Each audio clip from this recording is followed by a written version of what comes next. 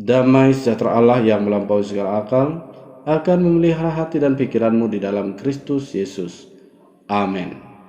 Salam saudara-saudara yang terkasih dalam nama Yesus Kristus. Selamat berjumpa kembali melalui channel ini untuk mendengarkan firman Tuhan yang menjadi khotbah di minggu ke-21 setelah Trinitatis tanggal 29 Oktober 2023 dengan tema keberanian memberitakan Injil karena pertolongan Allah yang didasari pada nas firman Tuhan dalam 1 Tesalonika 2 ayat 1 sampai ayatnya yang ke-8. Baiklah saudara-saudara, saya akan bacakan nas firman ini untuk kita. Demikian bunyi firman Tuhan. Kamu sendiri pun memang tahu saudara-saudara bahwa kedatangan kami di antaramu tidaklah sia-sia. Tetapi sungguh pun kami sebelumnya seperti kamu tahu telah dianiaya dan dihina di Filipi, namun dengan pertolongan Allah kita kami beroleh keberanian untuk memberitakan Injil Allah kepada kamu dalam perjuangan yang berat.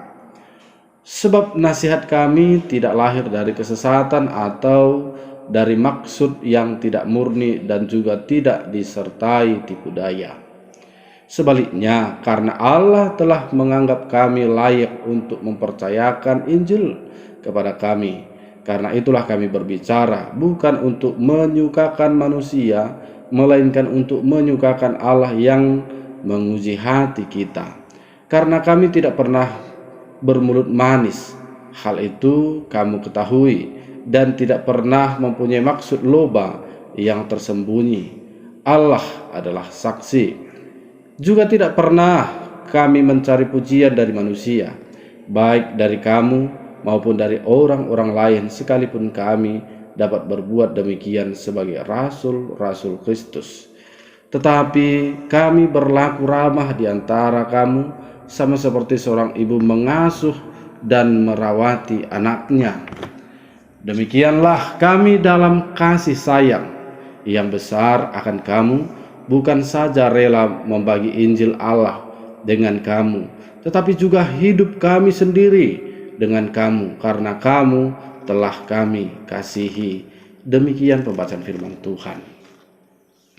Saudara-saudara yang terkasih dalam nama Yesus Kristus, apa jadinya jika sepotong ubi dan sebutir telur dimasukkan ke dalam air mendidih? Apakah kedua benda ini keluar dari panci panas dalam keadaan yang sama dengan keadaan sebelum direbus? Air mendidih mengubah ubi dan telur itu, namun perubahan yang terjadi pada kedua benda itu sangat bertolak belakang.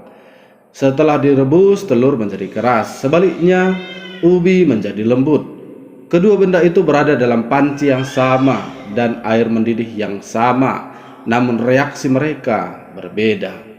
Telur akan muncul dalam keadaan keras, sedangkan ubi akan muncul dalam keadaan lembut.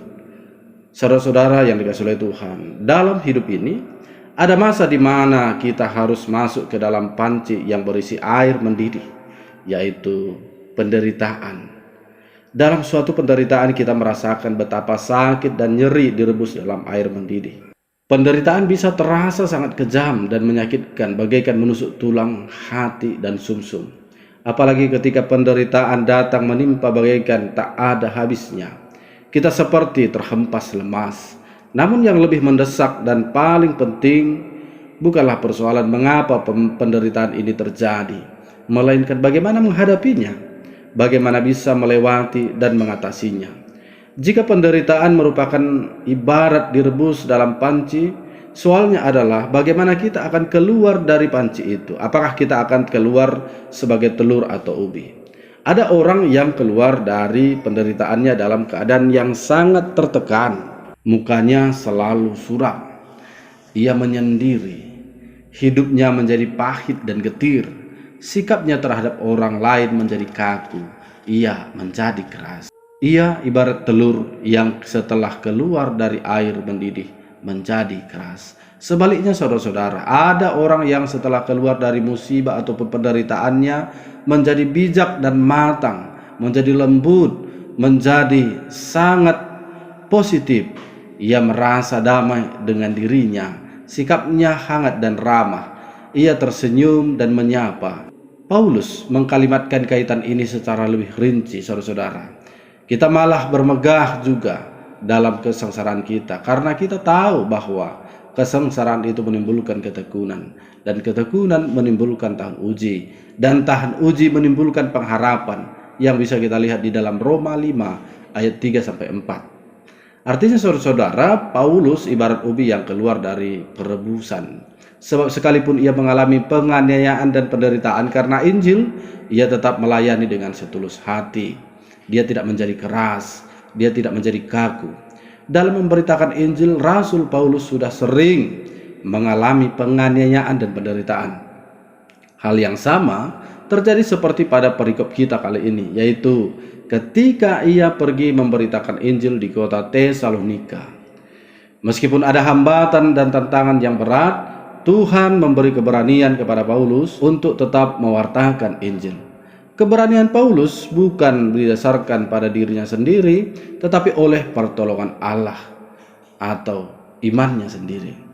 Paulus melukiskan perjalanan imannya itu dengan sebutan perjuangan yang berat. Dalam surat ini Paulus mengingatkan masa-masa pelayanannya di Tesalonika. Yang pertama, di sana ada ketulusan.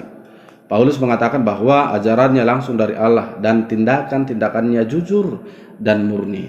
Dalam prakteknya, segala perbuatan dan tindakan dan perbuatan Paulus bukan untuk mencari keuntungan.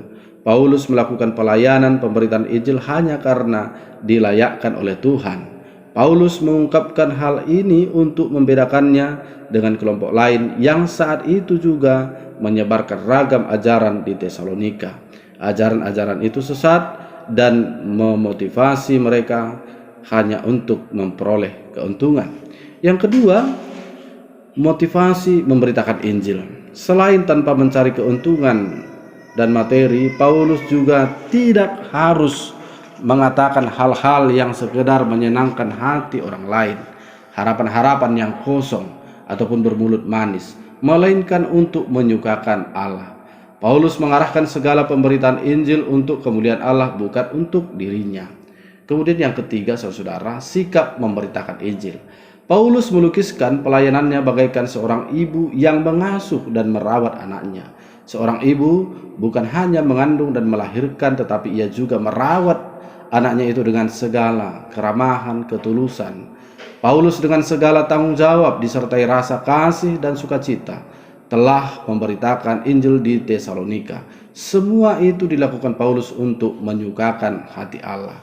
Saudara-saudara yang dikasihi Tuhan Yesus Kristus, melayani Tuhan atau memberitakan Injil bukanlah pekerjaan manusia semata. Tuhan menuntun hambanya melakukan yang seharusnya dilakukan. Oleh sebab itu, setiap orang yang memberitakan Injil ada kerelaan membuka diri kepada Tuhan, mau dituntun oleh kehendak Tuhan. Manusia tidak dapat mengandalkan dirinya sendiri dan kemauan sendiri, apalagi memanfaatkan orang lain dengan kedok memberitakan Injil. Karena itu, memberitakan Injil bukan penonjolan diri dan untuk memperoleh keuntungan, melainkan untuk memuliakan Tuhan. Memberitakan Injil dengan tulus hati disertai keramahan, itulah yang menyukakan hati Allah. Kemudian saudara, memberitakan Injil pasti akan melalui berbagai tantangan, penganiayaan, bahkan penderitaan. Namun kita tidak boleh kecut, menjadi lemah, tawar hati, atau bahkan menghindar dari medan pelayanan Injil. Sebaliknya, sekalipun kita harus melalui penganiayaan dan penderitaan, kita harus bisa menunjukkan bahwa kita seperti ubi, di mana ketika direbus dalam suhu dan waktu tertentu justru menjadi lembut. Percayalah bahwa Tuhan akan memampukan kita menghadapi setiap penganiayaan dan penderitaan karena Injil. Sebab untuk itulah kita dipanggil dan kita juga diperlengkapi.